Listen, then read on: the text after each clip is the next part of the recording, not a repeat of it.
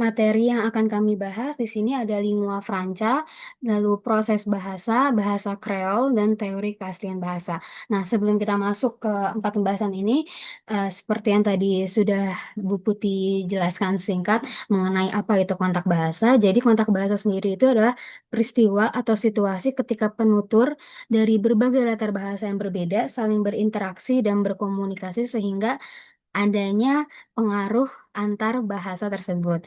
Contoh sederhananya misalnya ada dua orang atau beberapa orang dari berbagai latar bahasa bertemu, terus mereka ingin berkomunikasi dan karena itu maka ada yang memungkinkan terjadinya bahasa baru ataupun mereka memilih menggunakan bahasa Inggris sebagai lingua franca atau bahasa perantara untuk mempermudah komunikasi mereka. Untuk lebih lengkapnya akan dijelaskan oleh teman-teman Ana. Yang pertama yaitu lingua franca yang akan dijelaskan oleh Ukti Askia, kepadanya dipersilahkan. Baik, terima kasih atas kesempatannya Ukti Zahra. Jadi izin menjelaskan terkait lingua franca. Nah, mungkin sebelumnya eh, kita nih mungkin sebagian dari kita tuh pernah berbicara atau mengobrol dengan orang dari daerah atau negara yang berbeda gitu. Tetapi ternyata kan kita nggak punya nih bahasa ibu yang sama. Nah, dalam kondisi ini biasanya tuh kita pasti membutuhkan setidaknya satu bahasa yang dimana tuh dapat kita pahami bersama. Nah, bahasa inilah yang disebut dengan lingua franca. Jadi sederhananya lingua franca itu adalah bahasa yang digunakan sebagai perantara komunikasi antar penutur yang memiliki bahasa ibu yang berbeda. Nah, apa sih tujuannya? Tujuannya itu agar komunikasi tetap berjalan dengan lancar. Jadi fokus utamanya itu adalah keterpahaman bersama. Jadi bukan soal bahasa siapa yang dipakai, tapi bahasa apa yang sama-sama dimengerti oleh para penutur. Nah, kemudian istilah lingua franca itu sebenarnya juga udah ada sejak lama, yang dimana lingua franca itu berarti bahasa orang Frank gitu, yang dimana Frank itu merujuk pada masyarakat Eropa Barat. Oke, boleh di next.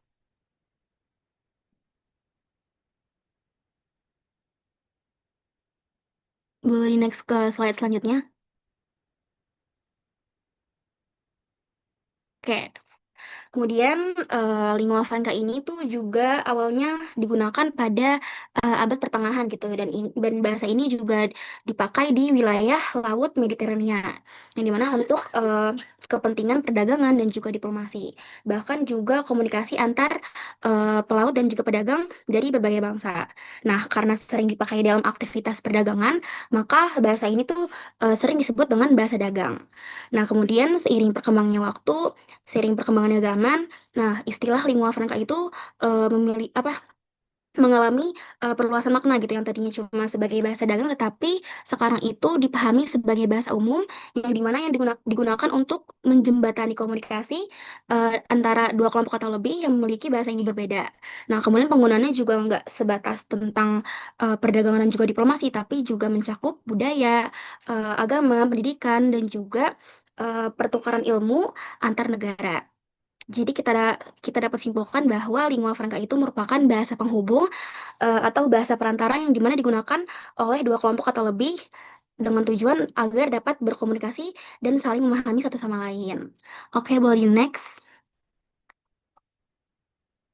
Oke, kita masuk ke contoh penerapannya. Jadi, yang pertama di sini ada contoh paling dekat dengan kehidupan kita, yaitu bahasa Indonesia. Nah, di sini ada contoh penutur Batak bertemu dengan penutur Jawa. Nah, eh, ketika mereka masing-masing menggunakan bahasa daerahnya, pasti kan akan mengalami kesulitan dalam memahami satu sama lain nih. Karena itu, mereka menggunakan bahasa Indonesia sebagai bahasa pertama. Nah, bahasa Indonesia inilah yang berfungsi sebagai lingua franca di antara dua penutur itu.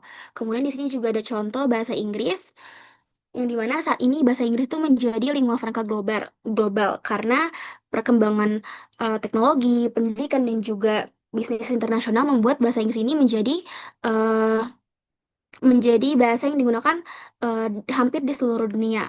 Kemudian juga muncul istilah English as a Lingua Franca atau ELV, dan bahkan akan diperkirakan miliar miliar orang itu akan menggunakan bahasa Inggris sebagai eh, bahasa utama gitu. Walaupun sebagian besar mungkin bukan penutur aslinya. Kemudian juga di sini ada contoh lain, yaitu ada bahasa Arab yang pernah menjadi lingua franca pada abad ke-7, yaitu pada masa perkembangan peradaban Islam. Nah, bahasa Arab ini digunakan di wilayah mulai dari Cina, India, Asia Tengah, Timur Tengah, Afrika Utara, hingga bagian Eropa. Nah, pada abad pertengahan ini bahasa Arab tuh digunakan eh, dalam dalam dalam ilmu pengetahuan dan diplomasi karena banyak karya ilmiah di bidang kedokteran, astronomi, filsafat dan lain-lain itu ditulis dalam bahasa Arab. Karena itu bahasa ini menjadi alat komunikasi penting bagi para ilmuwan dari berbagai wilayah. Kemudian yang terakhir contoh di sini yaitu ada dari Perserikatan Bangsa-Bangsa atau PBB yang dimana mereka ini menetapkan 6 bahasa resmi mereka yang digunakan sebagai bahasa perantara organisasi mereka yaitu mencakup bahasa Arab, Cina, Inggris, Prancis, Rusia, dan Spanyol. Mungkin sekian dari penjelasan dari saya, dikembalikan ke moderator. Oke, syukur nanti Askia. Selanjutnya kita masuk ke proses terjadinya bahasa yang akan dilanjutkan oleh Uti Aska kepada yang dipersilahkan. Oke, selanjutnya adalah proses terjadinya bahasa, gitu ya. Nah, pembahasan kita kan terkait dengan kontak bahasa. Nah, kontak bahasa itu terjadi saat dua bahasa atau lebih itu bertemu karena adanya interaksi sosial seperti misalnya migrasi atau ada perdagangan gitu. Nah, proses ini itu bukan sekedar bicara, tapi merupakan evolusi sistemis yang mana melibatkan kognitif dan sosial kita. Nah, jadi gimana sih proses terjadinya bahasa itu dari dia yang awalnya saling berkenalan, kemudian hingga akhirnya bahasanya itu istilahnya kayak menikah gitu, menjadi bahasa baru gitu. Boleh salin dia selanjutnya? Oke, proses bahasa yang pertama itu adalah fase inisiasi. Nah, syarat utamanya itu adanya bilingualisme. Nah, di sini penutur itu mulai menyimpan dua kode bahasa di otak mereka gitu ya. Jadi seorang individu itu tidak lagi memiliki satu sistem bahasa aja gitu, tapi mulai menguasai sistem bahasa kedua juga. Nah, secara kognitif terjadi penyimpanan dua sistem kode yang berbeda dalam satu ruang mental yang sama. Penggunaan bahasa di fase ini itu tidak acak gitu. Jadi ada satpamnya namanya variabel sosiolinguistik. Jadi kita memilih pakai bahasa A atau bahasa B itu tergantung siapa lawan bicara kita, apa topiknya, dan seberapa formal situasinya. Nah, di sini itu fase pertama gitu ya, atau pintu pertama terjadinya kontak bahasa. Boleh salin dia selanjutnya. Setelah tadi penutur punya dua kode ya, atau dua bahasa itu, kita masuk ke fase kedua, namanya dinamika komunikasi. Nah, di sini ada dua fenomena yang populer. Yang pertama ada alih kode. Nah, alih kode ini sifatnya sadar. Misalnya nih ya, kita lagi asyik, lagi seru nih ngobrol bahasa daerah, terus tiba-tiba dosen datang. Terus jadi kita secara sadar langsung beralih ke bahasa Indonesia yang formal gitu. Yang kedua itu ada campur kode. Nah, kalau ini itu sifatnya lebih santai. Jadi kita menyisipkan bahasa lain tanpa alasan perubahan situasi yang jelas gitu. Nah, biasanya ini itu untuk gaya bahasa atau kayak karena tidak tahu padanan katanya dalam bahasa asli gitu. Boleh selanjutnya. Nah, kemudian kita ke fase yang lebih dalam, yaitu fase penetrasi atau interferensi. Nah, di sini sistem bahasa ibu atau bahasa asal itu mulai menyusup gitu dan mengganggu norma bahasa kedua. Nah, penyimpangan ini bisa terjadi di semua level. Yang pertama itu fonologis atau secara bunyi ya. Em, jadi tuh kayak logat bahasa asalnya itu ke bawah gitu. Pas kita ngomong bahasa yang baru gitu. Kemudian secara sintaksis atau strukturnya itu susunan kalimat bahasa Indonesianya itu memakai pola bahasa asing. Kemudian secara morfologis dan sintaksisnya kita mulai menggunakan imbuhan atau struktur kalimat bahasa asal ke bahasa baru. Nah, jadi em, fase ini itu bukan karena ketidaksengajaan gitu, tapi biasanya itu dipicu oleh kebutuhan akan gengsi atau sesederhana karena kebiasaan bahasa ibunya itu yang terlalu kuat. Boleh Salinda selanjutnya? Nah, ini adalah fase terakhir atau fase akhir ya, bernama fase stabilisasi atau integrasi. Nah, jadi di sini unsur bahasa asing itu sudah tidak dianggap sebagai tamu lagi gitu, tapi sudah jadi bagian dari bahasa penerimanya gitu. Jadi di sini ada penyesuaian sistematik. Jadi terjadi adaptasi total secara lafal dan ejaan. Misalnya kata research yang berevolusi menjadi riset. Kemudian mekanisme penyerapannya itu bisa melalui penerjemahan langsung seperti airport, jadi bandar udara, atau penerjemahan konsep seperti network jadi jaringan. Kemudian legitimasi, jadi tahap ini selesai ketika unsur tersebut masuk ke dalam kamus atau leksikografi dan digunakan secara luas tanpa ada lagi kesan asingnya. Nah, jadi kontak bahasa itu adalah bukti ya bahwa bahasa itu tuh hidup dan dinamis. Jadi bahasa itu bakal berubah seiring interaksi manusia. Dari awalnya sekedar pertemuan dua orang bisa melahirkan fenomena bahasa yang kompleks hingga membentuk bahasa baru. Nah, sekian penjelasan dari saya. Penjelasan selanjutnya akan disampaikan oleh rekan saya.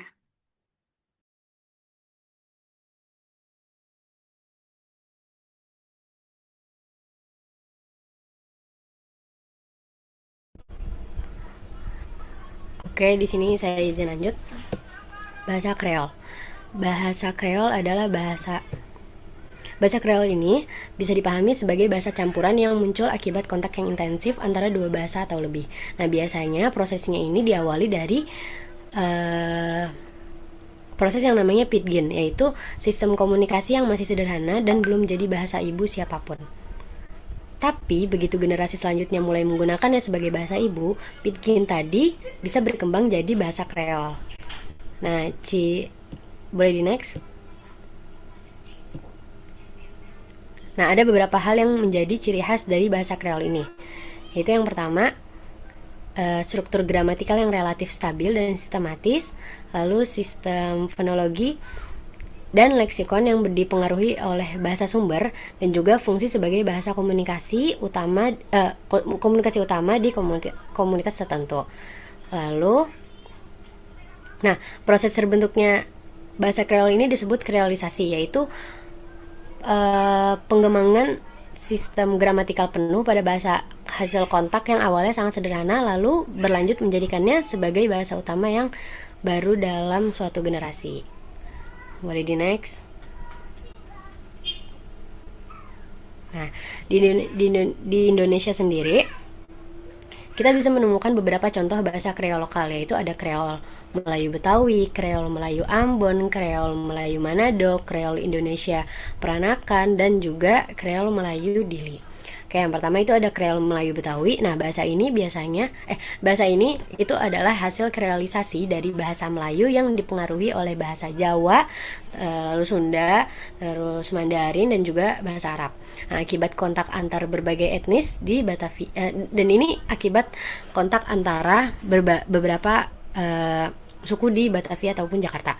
Nah, dalam percakapan sehari-hari, kosakata dan strukturnya ini jadi lebih sederhana, dan sampai sekarang bahasa ini masih bertahan dan jadi ciri khas masyarakat Betawi urban. Lalu selanjutnya ada Kreol Melayu Ambon. Bahasa ini muncul dari kontak antar bahasa Melayu, bahasa-bahasa daerah Maluku, dan juga bahasa bangsa Eropa seperti bangsa Belanda dan Portugis. Nah, terutama di pusat-pusat perdagangan Maluku. Ciri khasnya yaitu kosakata Melayu dipakai dengan pola kalimat yang lebih sederhana dan juga pelafalan yang khas Ambon. Nah, bahasa ini juga jadi lingua franca, yaitu bahasa penghubung yang dipakai lintas etnis dan lintas agama di wilayah Ambon. Lalu selanjutnya ada Kreol Melayu Manado.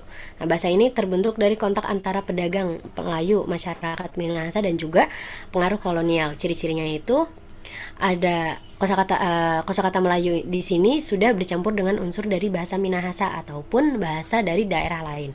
Strukturnya juga lebih bebas dibanding dengan bahasa Indonesia baku dan juga sering dipakai dalam interaksi pasar ataupun komunitas urban. Nah, Selanjutnya itu ada Kreol Indonesia Peranakan. Nah, ini muncul di beberapa komunitas Tionghoa Peranakan di Pulau Jawa. Jadi, ini adalah hasil kreolisasi antara kosakata Melayu atau Indonesia dengan tata bahasa dan fonologi Jawa atau Sunda. Misalnya, contoh kalimat Bapak masuk rumah diucapkan dengan intonasi dan pelafalan yang khas Jawa, tapi kosakatanya ini tetap memakai bahasa Indonesia. Jadi kreolnya ini muncul lebih halus lewat cara pengucapannya, bukan dari kosakatanya. Yang terakhir yaitu adalah kreol Melayu Dili. Nah, ini adalah varietas kreol Melayu yang dituturkan di Dili Timor Leste, khususnya di kawasan Kampung Alor. Nah, awalnya bahasa ini muncul sebagai pidgin Melayu untuk keperluan dagang dan interaksi sosial antar etnis. Lalu, lama-kelamaan, bahasa ini berkembang menjadi kreol dan bahkan jadi bahasa ibu bagi sejumlah penuturnya. Dengan strukturnya yang sederhana namun tetap sistematis dan stabil. Selanjutnya, boleh langsung ke slide 20. Oke, nah secara sosial, bahasa Kreol ini berperan penting sebagai bahasa komunikasi sehari-hari dan jadi bagian dari identitas sosial masyarakat multibahasa. Bahkan bahasa Kreol ini juga sering muncul di media sosial. Misalnya muncul di media-media, misalnya ada di acara televisi. Tapi juga harus diingat juga kalau misalnya Kreol ini bersifat dinamis. Nah, dalam perkembangannya Kreol ini bisa mengalami proses yang disebut decreolization, yaitu pergeseran menuju bentuk yaitu perubahan menuju bentuk yang lebih dekat dengan bahasa standar akibat pengaruh bahasa dominan. Oke, untuk penjelasan selanjutnya akan dilanjutkan oleh teman saya Uti Najla.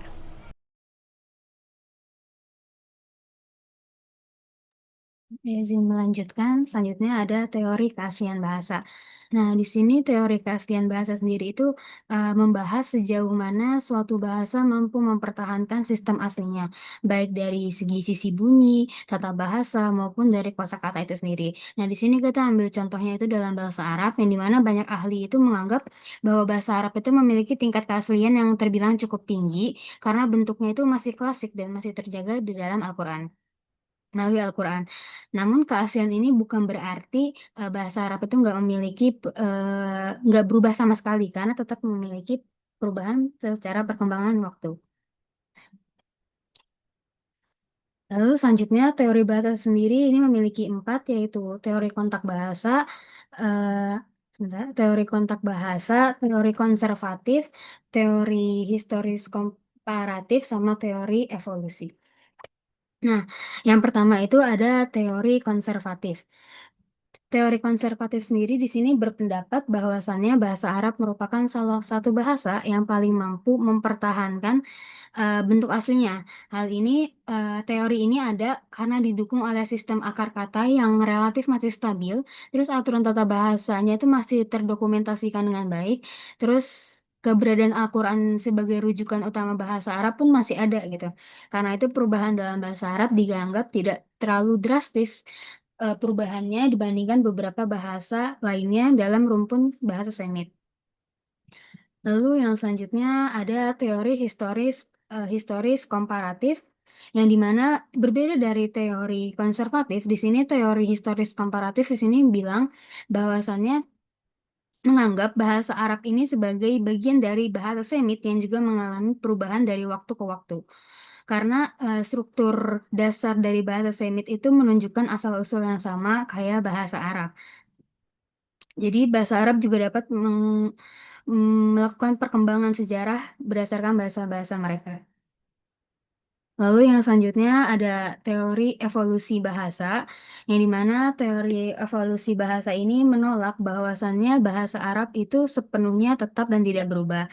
Jadi teori ini sendiri menegaskan bahwasannya bahasa Arab juga berkembang sesuai kebutuhan masyarakat dan para penuturnya.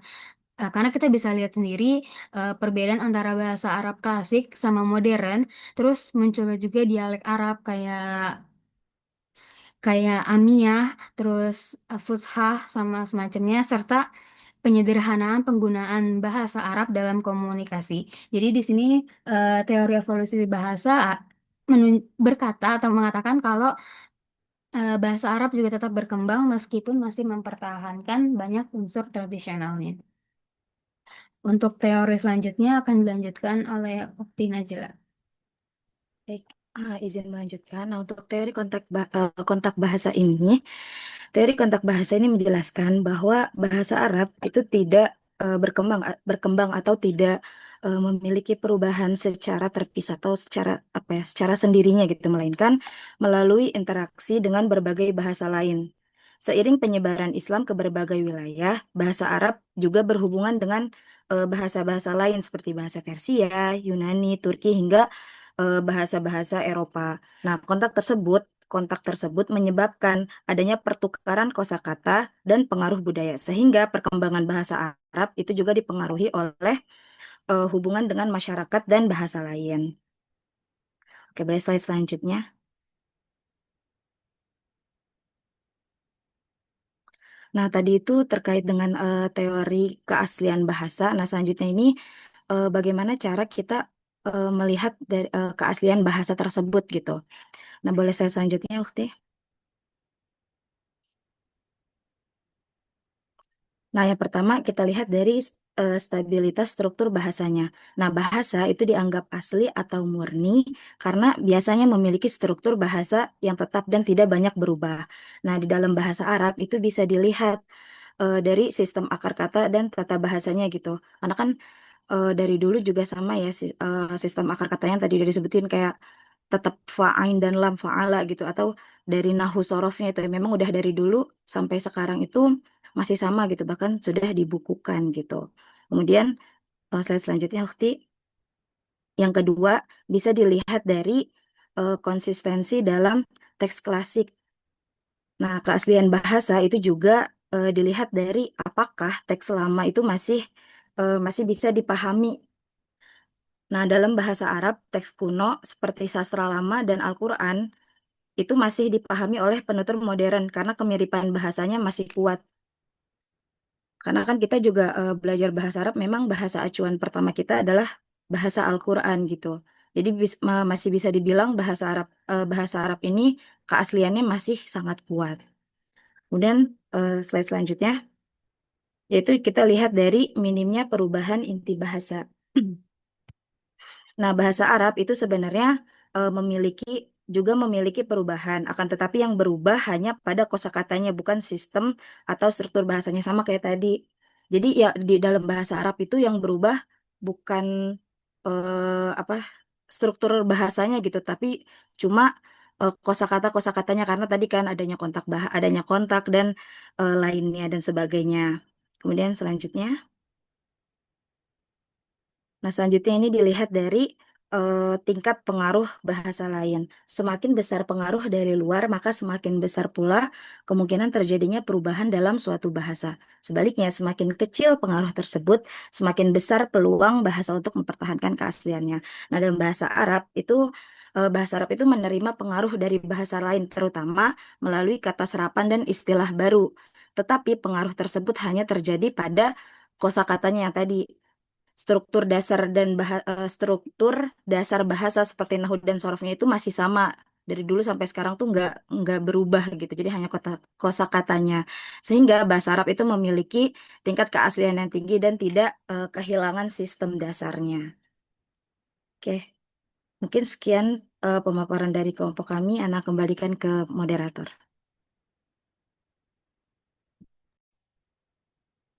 Oke, syukron kepada teman-teman Ana. Selanjutnya tanya jawab buat teman-teman yang memiliki pertanyaan boleh raise hand untuk bertanya.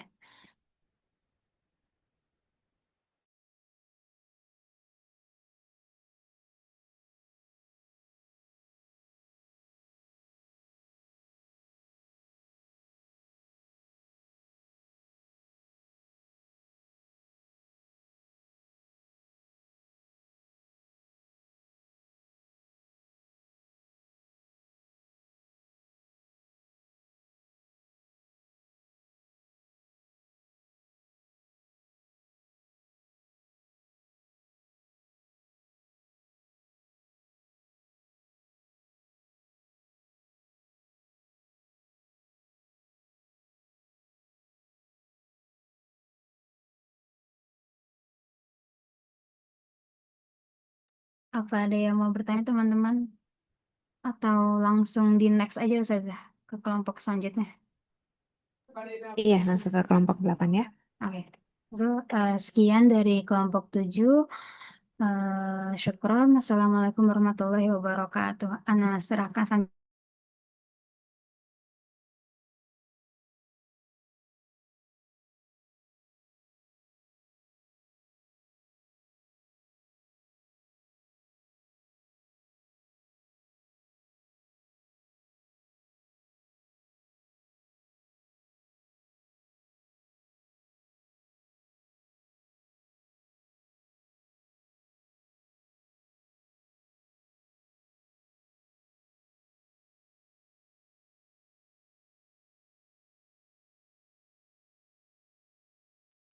Afwan, Ana izin share screen, Ustazah.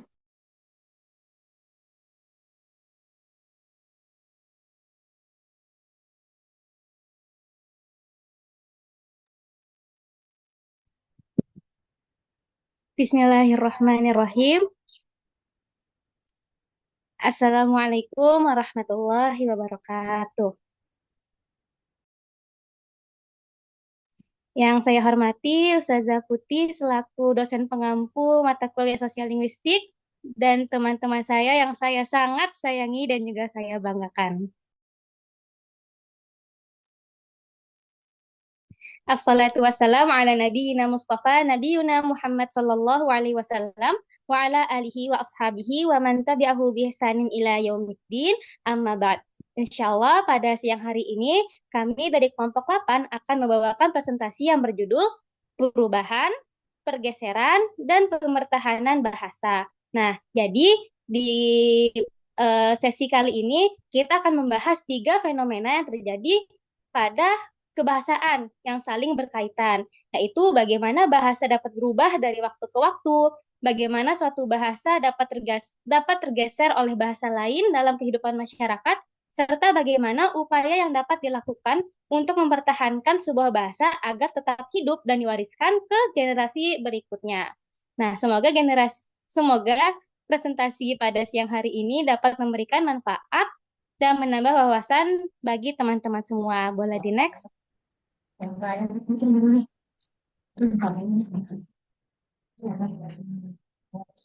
Untuk anggota kelompok 8 ada Alivia dan juga Mira dan Ana sendiri Salma Dentiasari dan Salwa Ditiasari.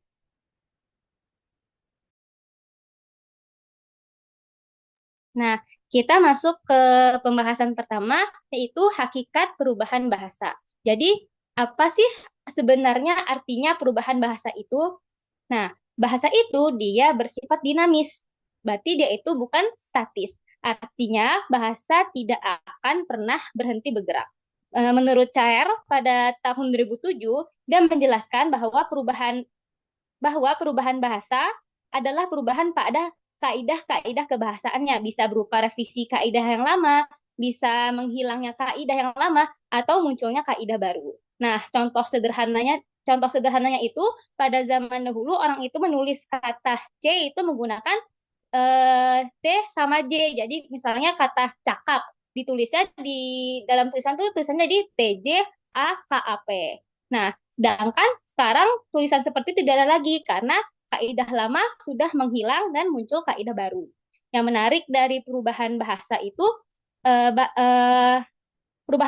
tidak bisa diamati secara langsung karena perubahan bahasa itu berlangsungnya sangat perlahan dan juga dalam waktu yang sangat panjang. Jadi kita hanya bisa melihat langsung dampaknya saja, bukan prosesnya. Buktinya pun hanya bisa kita lihat pada bahasa yang punya tradisi-tradisi menulis, seperti contohnya bahasa Jawa, bahasa Arab, dan juga bahasa Inggris. Nah, perubahan bahasa sendiri itu juga terjadi di semua tataran linguistik, mulainya dari fonologi, morfologi, sintaksis, kosakata, dan juga semantik. Nah, sebelum itu, perubahan bahasa itu ada 2 jenis. Yang pertama itu ada yang dari internal, yaitu berasal dari dalam bahasa itu sendiri.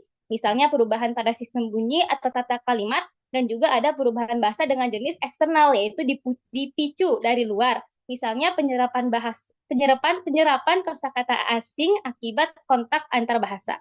Nah, bentuk perubahan bahasa itu yang pertama ada fonologi. Perubahannya itu pada sistem bunyi. Dalam sejarah ejaan Indonesia, awalnya tuh kita nggak ada fonem seperti F, Z, dan juga X. Jadi awalnya 3 huruf itu tidak dikenal sama sekali. Nah, ketika tiga fonem ini masuk ke bahasa Indonesia, telah banyak kata serapan dari bahasa asing. Contohnya sekarang ada kata foto, zakat, dan juga khusus. Jadi sebelumnya fonem F, Z, dan X itu nggak ada di bahasa Indonesia. Lalu di morfologi, perubahan pada pembentukan kata. Contoh nyatanya munculnya kata seperti menge dan penge.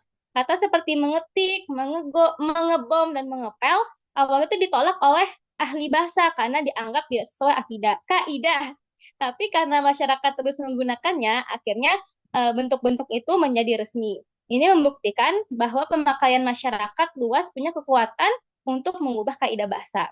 Jadi awalnya kata-kata kayak mengepel, mengetik, membuang itu tuh ditolak oleh ahli bahasa, tapi karena masyarakat sering terus-menerus menggunakannya, akhirnya hal itu diakui. Nah, selanjutnya itu ada sintaksis. Jadi perubahannya pada aturan kalimat. Dalam bahasa Inggris kuno, urutan kata itu tidak seketat sekarang karena ada penanda gramatikal yang membedakan subjek dan juga objek. Setelah penanda itu hilang, urutan kata menjadi satu-satunya penentu makna sehingga kaidah urutan kata menjadi jauh lebih ketat. Lalu kosakata. Kosakata adalah tataran yang paling cepat berubah karena paling terbuka terhadap pengaruh luar. Penambahan kosakata bisa melalui serapan, akronim, hingga blending. Contohnya tuh ada kata smoke, yaitu S-M-O-G. Nah, dalam bahasa Inggris itu tuh gabungan dari 2 kata, yaitu smoke dan fog, dan sekarang jadinya smoke. Di sisi lain, kosakata juga bisa punah ketika benda atau konsep yang dirujuknya sudah tidak ada lagi. Nah, contoh lainnya dari penambahan kata dari via serapan tuh ada komputer, terus ada profesor, dokter, dan banyak lagi contoh-contohnya. Lalu terakhir ada semantik, yaitu perubahan makna kata. Dan itu ada 3 polanya, yaitu perubahan total, seperti dulu kata seni itu artinya air kencing. Nah, tapi sekarang juga berarti karya yang bernilai. Jadi seni itu dulu yang artinya air kencing, sekarang jadi karya yang bernilai. Jadi ada makna yang berubah. Lalu ada juga perluasan makna. Jadi kata kepala yang semulanya hanya berarti bagian atas tubuh kepala, ini juga memiliki makna lain seperti pemimpin atau juga ketua. Lalu yang terakhir ada penyempitan makna. Kata meat, MEAT dalam bahasa Inggris dulu tuh artinya makanan secara umum, tapi kini berubah menjadi artinya daging. Jadi meat itu dalam bahasa Inggris pada zaman dulu itu artinya makanan, tapi sekarang berubah menjadi daging karena dia mengalami penyempitan makna. Boleh di next? Lalu, hakikat pergeseran bahasa. Setelah kita memahami bagaimana bahasa berubah dari dalam, kini kita masuk ke fenomena bagaimana bahasa masuk ke fenomena yang lebih besar, yaitu pergeseran bahasa. Nah, pergeseran bahasa atau juga disebut dengan language shift adalah proses di mana satu bahasa secara bertahap digantikan oleh bahasa lain di dalam suatu kehidupan masyarakat. Ini terjadi ketika satu kelompok akhirnya memilih melebur dengan kelompok yang lebih dominan. Biasanya kenapa lebih jadi melebur? Karena kelompok yang mayoritas dia memiliki kendali sosial yang lebih besar. Contoh yang paling dekat dengan kita itu misalnya ceritanya ada keluarga asal dari Jawa. Nah, keluarga yang dari Jawa ini dia pindah ke Jakarta. Nah, awalnya keluarga yang dari Jawa ini mereka masih menggunakan bahasa Jawanya di rumah. Tapi karena ada sekolah, pekerjaan, dan pergaulan sehari-hari, dan mereka itu menggunakan bahasa Indonesia, lama-kelamaan bahasa Jawa di rumah mereka itu juga semakin jarang dipakai. Nah, anak-anak yang lahir di Jakarta pun hanya juga memahami bahasa anak-anak yang lahir di Jakarta juga pun hanya memahami bahasa Jawa secara pasif dan tidak lagi aktif menggunakannya. Nah, itu jadi salah satu contoh pergeseran bahasa yang paling dekat dari kita.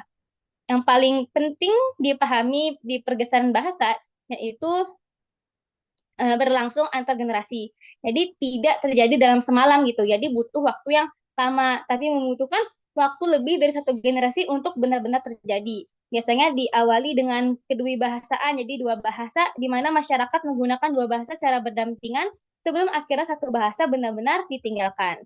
Nah, di era sekarang kan globalisasi dan media sosial turut mempercepat proses ini, terutama pada generasi muda yang lebih banyak menggunakan bahasa Indonesia dan juga menggunakan bahasa Inggris dalam keseharian mereka. Boleh di next?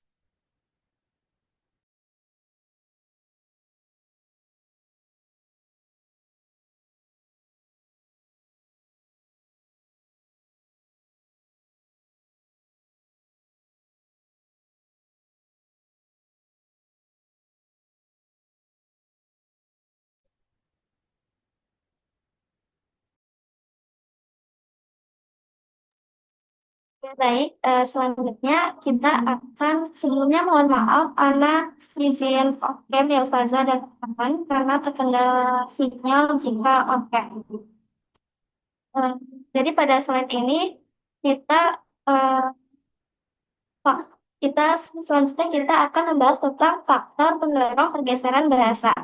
Nah, pada slide ini dijelaskan beberapa faktor yang mendorong terjadinya pergeseran bahasa. Sebelumnya sudah dijelaskan ya sama di sama. Saya menyimpulkan apa pengertiannya. Jadi pergeseran bahasa yaitu kondisi ketika suatu masyarakat secara bertahap meninggalkan bahasa yang sebelumnya digunakan dan beralih menggunakan bahasa lain yang dianggap lebih menguntungkan atau lebih relevan dalam kehidupan sehari-harinya. Nah, di sini kita akan membahas tentang faktor pendorong pergeseran bahasa. Faktor yang pertamanya itu yaitu ekonomi dan sosial. Di sini bahasa seringkali memiliki nilai ekonomi tertentu.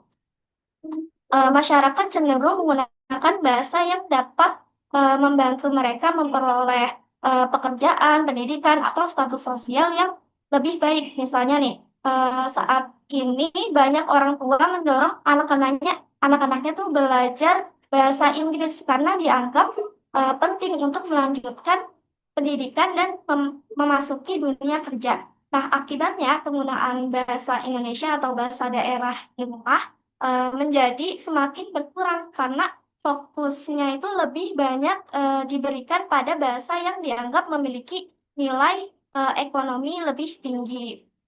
Nah, faktor yang kedua yaitu politik. Kebijakan pemerintah memiliki pengaruh yang besar terhadap keberlangsungan suatu bahasa. Nah, bahasa yang digunakan dalam pemerintahan, pendidikan, dan layanan publik biasanya menjadi lebih dominan.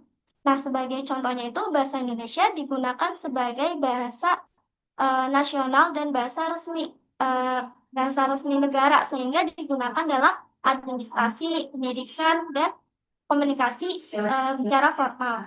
Nah, sementara itu beberapa bahasa daerah yang tidak memiliki dukungan kebijakan yang kuat dapat mengalami penurunan jumlah penuturnya gitu. Nah, faktor yang ketiga yaitu demografi. Nah, menurut Romain tahun 1989, kelompok penutur yang jumlahnya sedikit dan tersebar di berbagai wilayah lebih rentan mengalami pergeseran bahasa. Hal ini tuh terjadi karena mereka lebih sering berinteraksi dengan kelompok penutur bahasa yang lebih dominan.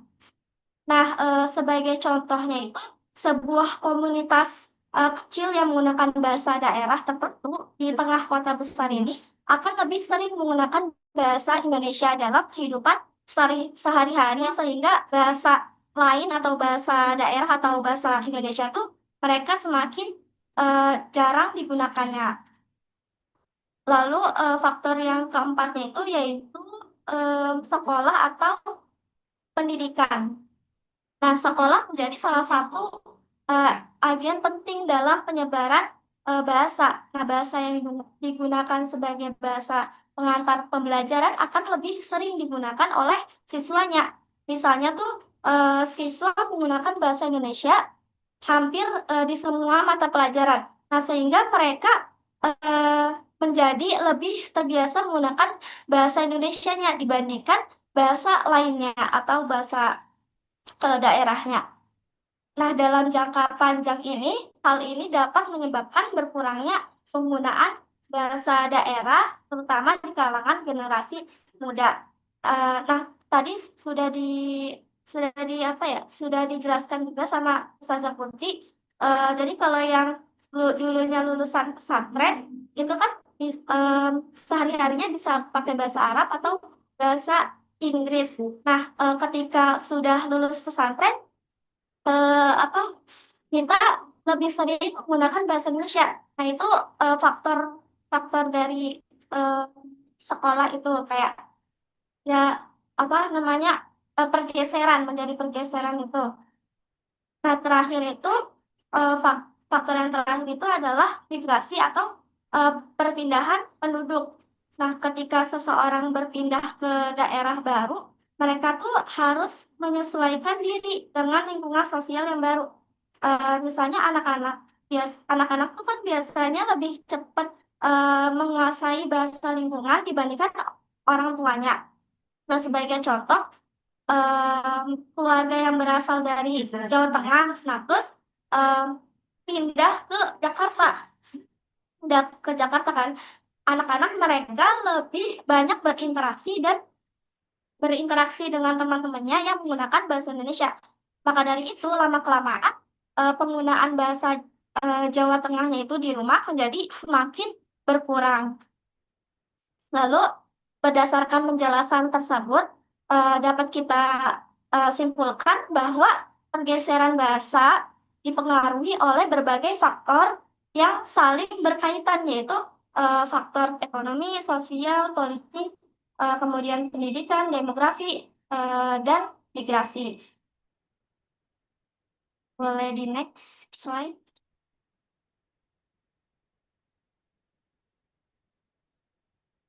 Nah, setelah memahami faktor-faktor yang menyebabkan terjadinya pergeseran bahasa, selanjutnya kita akan melihat bagaimana proses pergeseran bahasa tersebut berlangsung. Pergeseran bahasa tidak terjadi secara langsung, tetapi melalui beberapa tahapan yang berlangsung dalam waktu yang cukup lama dan biasanya melibatkan lebih dari satu generasi.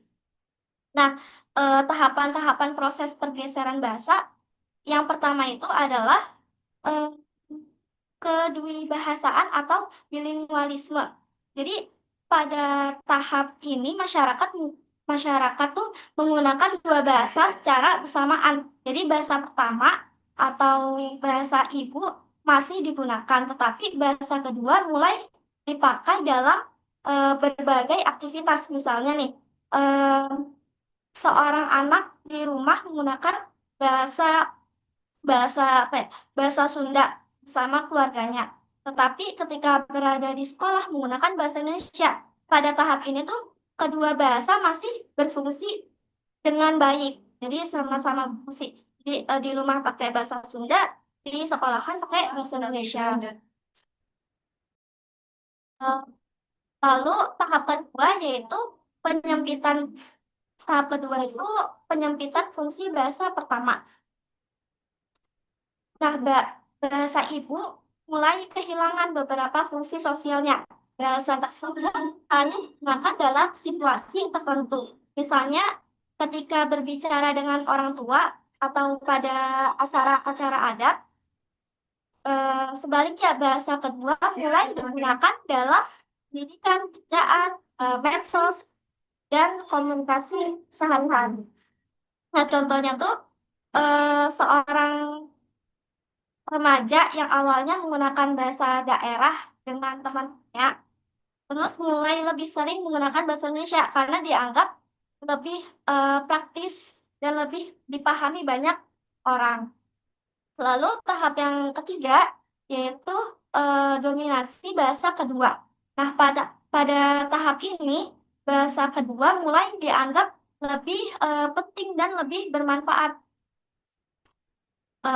Nah, generasi muda melihat bahasa tersebut memiliki nilai sosial, ekonomi, dan pendidikan yang lebih tinggi. Contohnya tuh banyak anak muda yang merasa lebih pede menggunakan bahasa Indonesia atau bahasa asing dibandingkan bahasa daerah mereka. Akibatnya tuh penggunaan bahasa kedua semakin mendominasi dalam kehidupan sehari-harinya. Lalu tahap yang keempat itu adalah hilangnya warisan antar generasi. Nah, ini merupakan tahap yang sangat penting karena bahasa hanya dapat bertahan jika diwariskan kepada generasi berikutnya. Nah, ketika orang tua tidak lagi mengajarkan bahasa ibu pada anak-anak mereka, jumlah penutur bahasa tersebut akan terus berkurang.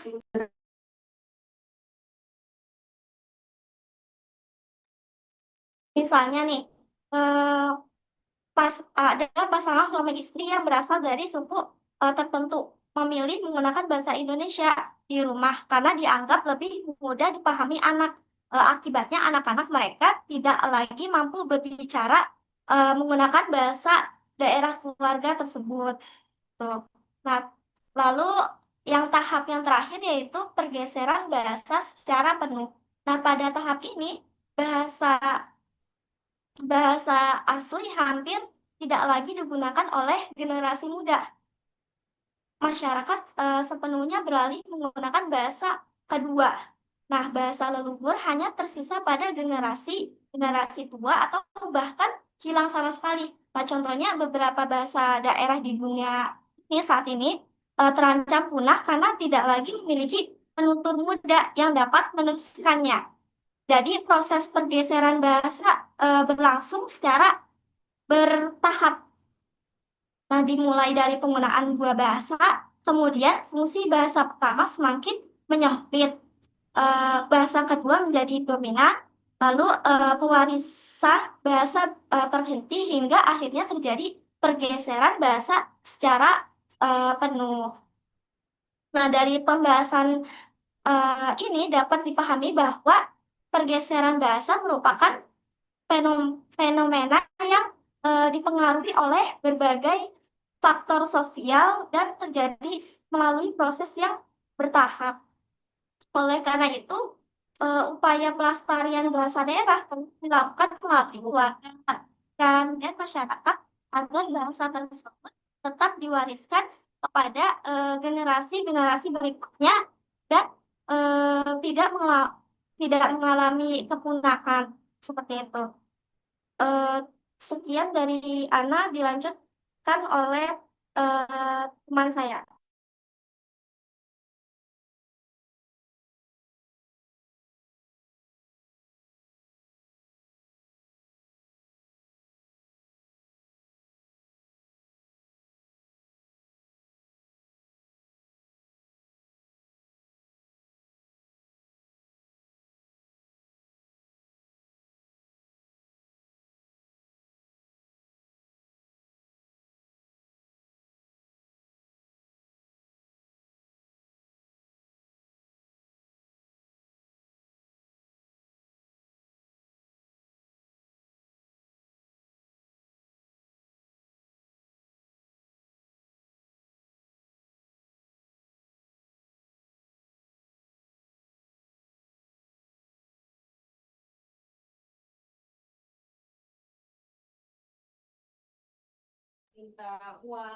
Dilanjutkan.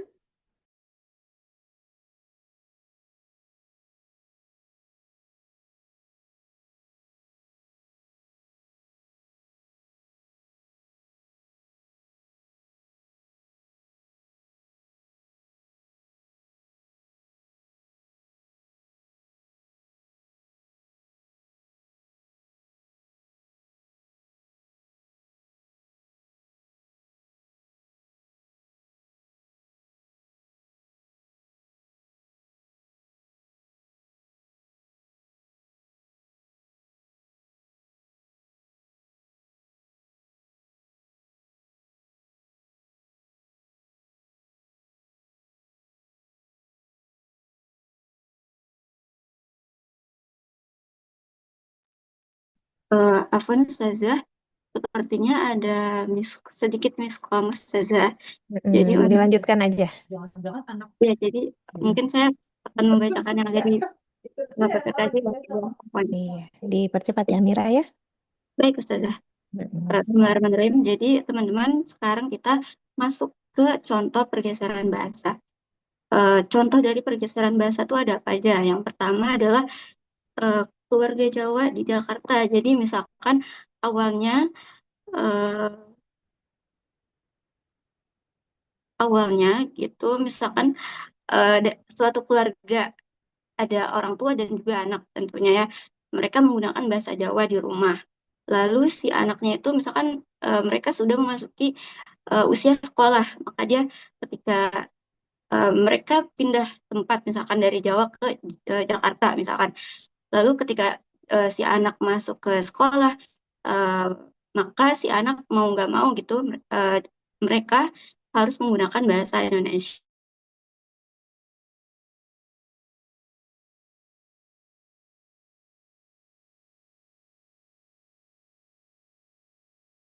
Ada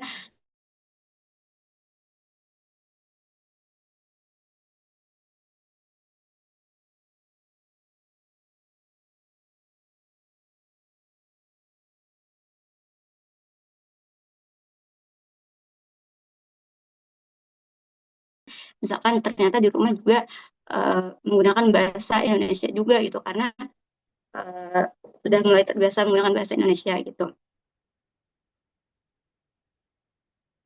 Nah, jika berlanjut beberapa generasi, maka terjadi pergeseran bahasa. Jadi, misalkan si anak tersebut sudah dewasa dan memiliki keluarga, terus berlanjut penggunaan bahasa yang digunakan, maka pergeseran bahasa itu akan terjadi gitu. Jadi, contoh kedua adalah bahasa daerah di perkotaan.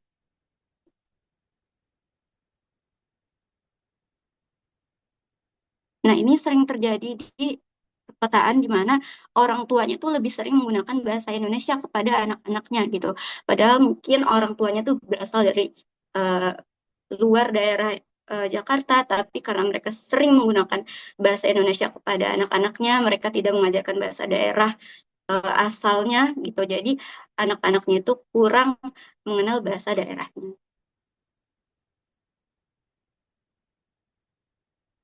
Selanjutnya adalah hakikat pemertahanan bahasa.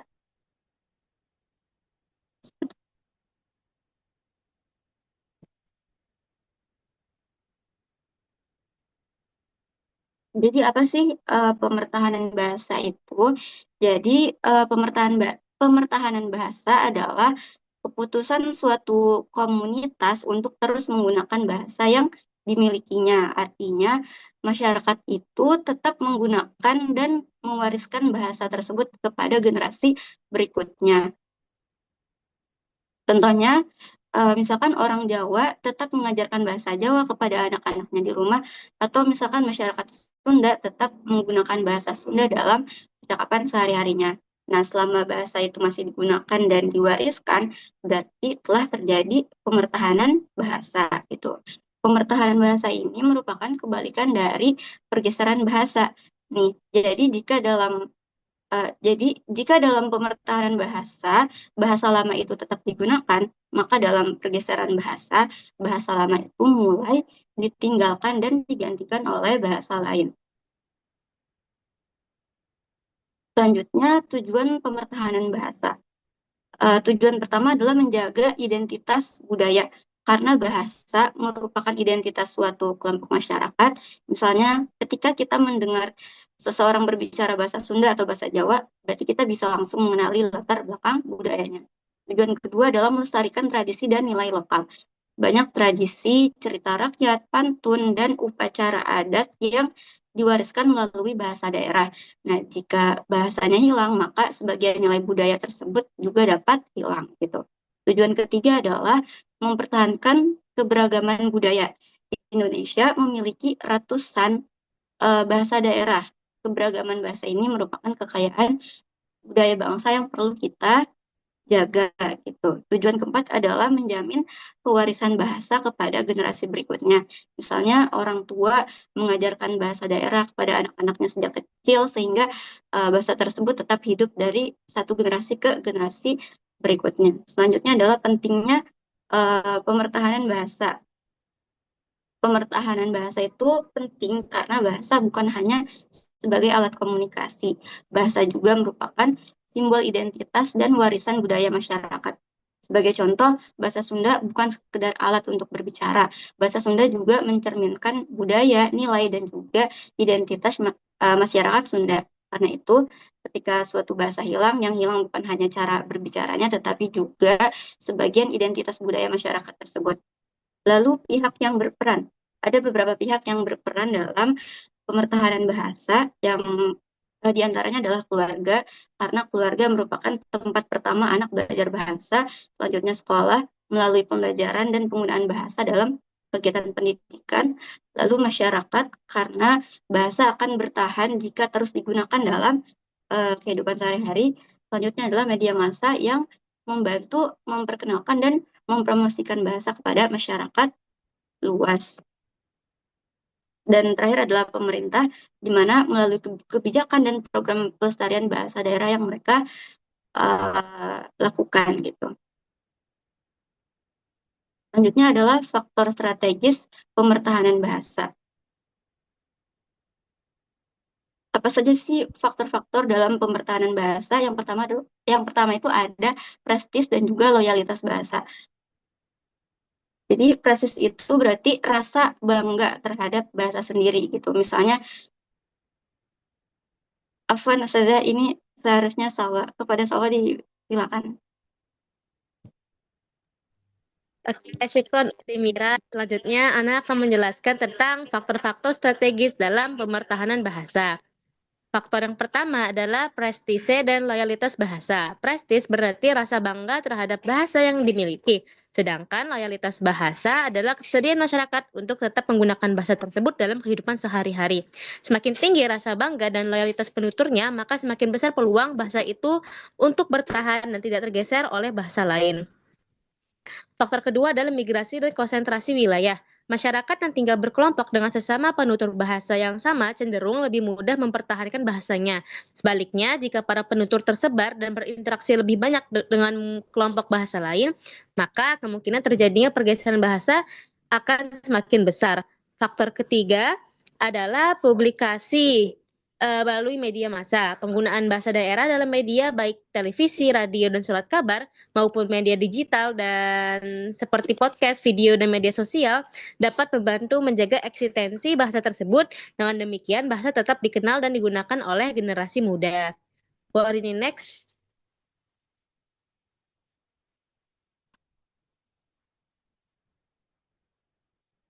Nah, bagi kesimpulan, bahasa merupakan sesuatu yang dinamis dan selalu mengalami perubahan sesuai perkembangan masyarakat penuturnya. Perubahan tersebut dapat terjadi pada berbagai aspek kebahasaan dan dipengaruhi oleh faktor internal maupun eksternal. Salah satu dampak dari dinamika bahasa adalah pergeseran bahasa, yaitu ketika masyarakat secara bertahap meninggalkan bahasa yang sebelumnya digunakan dan beralih ke bahasa lain yang dianggap lebih bermanfaat. Pergeseran ini dipengaruhi oleh berbagai faktor seperti ekonomi, sosial, politik, pendidikan, migrasi, globalisasi, dan perkembangan teknologi. Oleh karena itu, diperlukan upaya pemertahanan bahasa melalui pewarisan bahasa kepada generasi berikutnya. Penguatan rasa bangga terhadap bahasa sendiri serta dukungan dari keluarga, sekolah, masyarakat, media massa, dan pemerintah. Dengan demikian, keberlangsungan bahasa dapat terjaga sekaligus mempertahankan identitas budaya yang terkandung di dalamnya. Nah, sekian dari Ana, kembalikan kepada moderator. Boleh di next. Nah, sekian dari kelompok 8. Apabila ada kekurangan ataupun kesalahan dalam penyampaian, kami mohon maaf sebesar-besarnya. Nah, apabila ada pertanyaan, dipersilahkan untuk bertanya.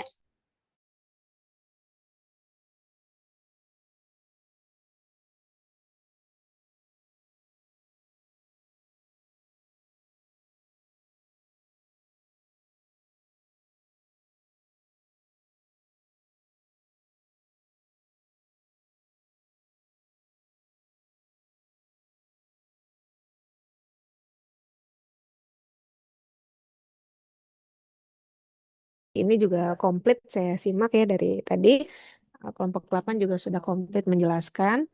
Mungkin saya sedikit saja menambahkan mengenai materi dari kelompok 7 tadi tentang kontak bahasa. Tadi saya coba tes ya, saya tanya ke siapa ya? Naila, Naila Putri. Naila Putri, tadi apa yang Naila pahami mengenai bahasa pidgin yang dijelaskan oleh kelompok 7?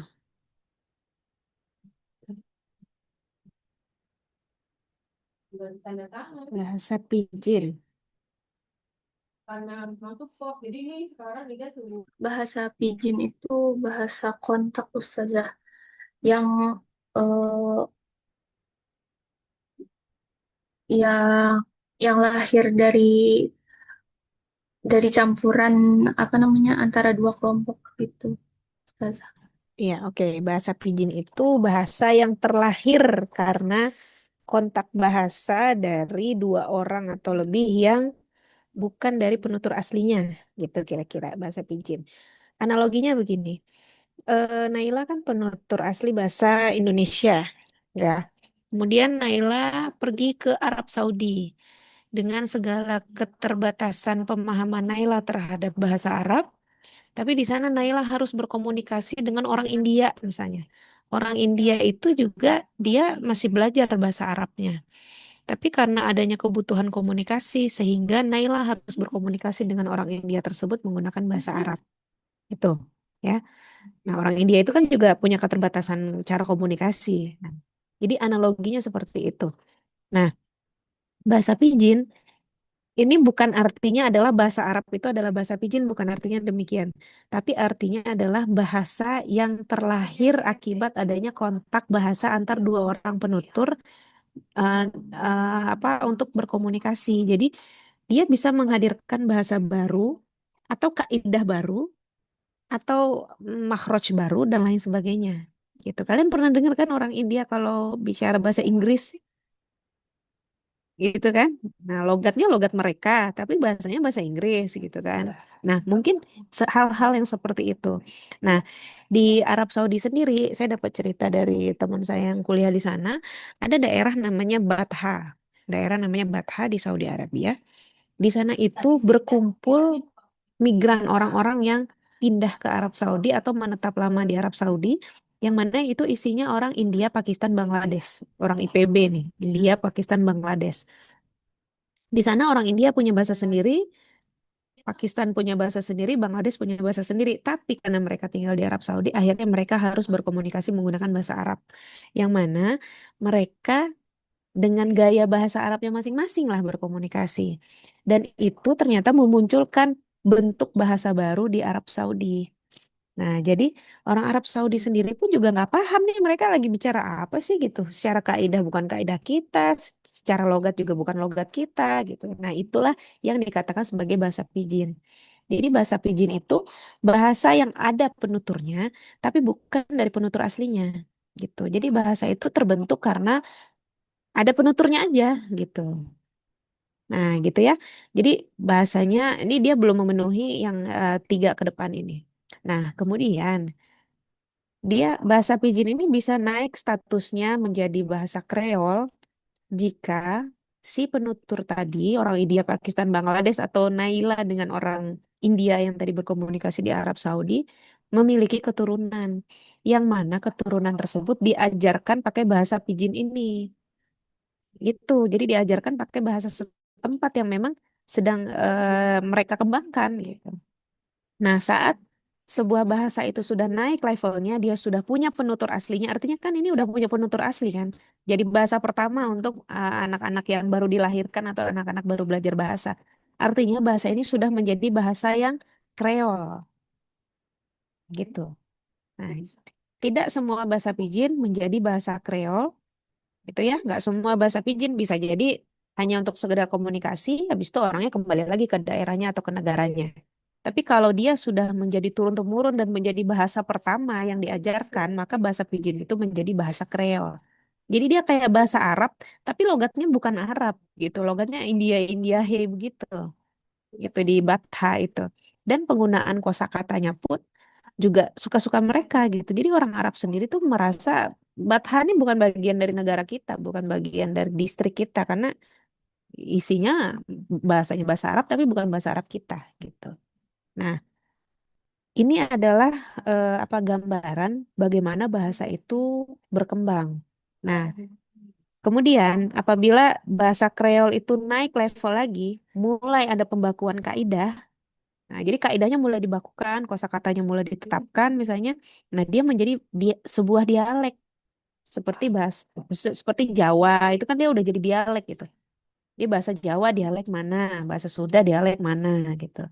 Nah, kemudian kalau sudah sampai ke level ini, kemudian bahasa tersebut dikodifikasi, dibuat kamusnya, distandarkan kaidahnya, dia menjadi bahasa standar gitu. Nah, pertanyaannya, apakah bahasa Indonesia adalah bahasa dulunya kan kita kan bahasa Indonesia berasal dari bahasa Melayu. Apakah dulu bahasa Melayu itu adalah bahasa Pidgin? Bisa jadi.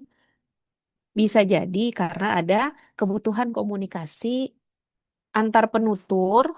Mungkin bisa jadi dulu di zaman Majapahit bahasanya apa kali gitu ya. Kemudian ada kebutuhan untuk saling berkomunikasi. Kemudian di Nusantara atau di Indonesia ini akhirnya dia diajarkan turun-temurun. Lama-lama bahasa Melayu itu menjadi dialek. Yang mana dialeknya Indonesia dengan dialeknya Malaysia kan berbeda nih. Nah, lama-lama Indonesia mengkodifikasikan ini bahasa Indonesia. Nah, makanya akhirnya jadilah seperti bahasa Indonesia saat sekarang ini. Bahasa Indonesia dan bahasa Melayu atau bahasa Malaysia itu dua bahasa yang berbeda, tapi mungkin bisa jadi asal usulnya dari kreol yang sama gitu. Karena bahasa kreol itu kan dia hanya sampai punya histori. Tapi kemudian mungkin di Indonesia dibakukan kaidahnya, kemudian dilakukan standarisasi dan ditetapkan sebagai bahasa nasional gitu. Nah, jadi asal usul perkembangan atau terjadinya bahasa bisa jadi seperti ini gitu. Atau bisa jadi juga tidak melalui pidgin dan kreol ini gitu. Tapi misalnya memang ya bahasa Arab itu kan sudah dari awal memang sudah ada dan dijaga sampai saat sekarang ini. Jadi kita bisa meyakini bahwa bahasa Arab yang dipakai sejak zaman Nabi Muhammad sampai saat sekarang itu atau bahkan dari sejak zaman Nabi Ibrahim sampai saat sekarang ini ya masih sama. Tapi kita tidak bisa meyakini bahasa Indonesia yang dulu dipakai di zaman Soekarno sampai sekarang ini masih sama. Kita tidak bisa meyakini itu. Karena apa? Karena tidak terjaga. Kalau bahasa Arab kan terjaga dalam kitab suci, gitu. Jadi bahasanya terus-terusan sama. Nah, kalau bahasa Indonesia kan mungkin tidak, gitu. Coba kalian kalau misalnya ada kesempatan dulu itu apa namanya? Coba cari film-film jadul, film-film yang ada atau soft copy Word-nya aja, Word-nya aja. Nah, dulu itu misalnya coba kalian cari film zaman 60-an, 70-an. Itu kosakatanya beda sekali dengan zaman sekarang pasti. Itu karena bahasa Indonesia kan masih bahasa yang dinamis dan terus berkembang. Sementara kalau bahasa Arab Fusha, apalagi bahasa Arab yang Al-Quran gitu, Fusha yang benar-benar Fusha ya itu tidak berubah karena dia dijaga dalam segi Al-Quran. Jadi saya bisa katakan kalau yang apa bahasa Arab ya mungkin sudah langsung bahasa yang terstandarisasi. Jadi memang sudah distandarisasi sejak zamannya apa namanya ya dulu Abu Aswad Adu Ali dan lain sebagainya yang di mana beliaulah yang diminta untuk mengkaidahkan setiap bahasa maksudnya mengkaidahkan bahasa Arab itu sendiri gitu. Kiranya itu tambahan dari saya ya. Mudah-mudahan teman-teman bisa memahami bahwa ternyata bahasa itu tuh bisa lahir, bahasa itu bisa digugurkan gitu. Maksudnya dilahirkan itu artinya kan bahasa itu lahir karena adanya pertemuan dua orang yang memiliki kebutuhan komunikasi tapi berlatar belakang dari penutur yang berbeda. Akhirnya bahasanya lahir. Tapi bahasa itu bisa digugurkan. Jadi nggak jadi dilahirkan karena ya orangnya kembali ke negaranya masing-masing dan tidak ada kebutuhan. Tapi saat bahasa itu dibutuhkan terus-terusan dan akhirnya menjadi bahasa pertama bagi anak yang diajarkan pakai bahasa pidgin, dia naik level jadi bahasa Kreol.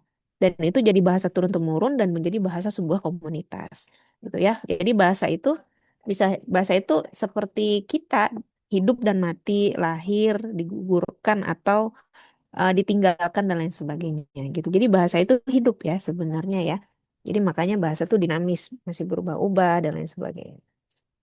Oke, kiranya itu tambahan dari saya ya, teman-teman. Insya Allah kita jumpa lagi di pekan yang akan datang. Hmm,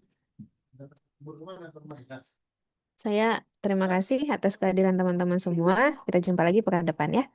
Kita tutup perkuliahan kita hari ini. Assalamualaikum warahmatullahi wabarakatuh. Waalaikumsalam warahmatullahi Syukran Ustaz. wabarakatuh. Ya, terima kasih ya. Waalaikumsalam. Ya.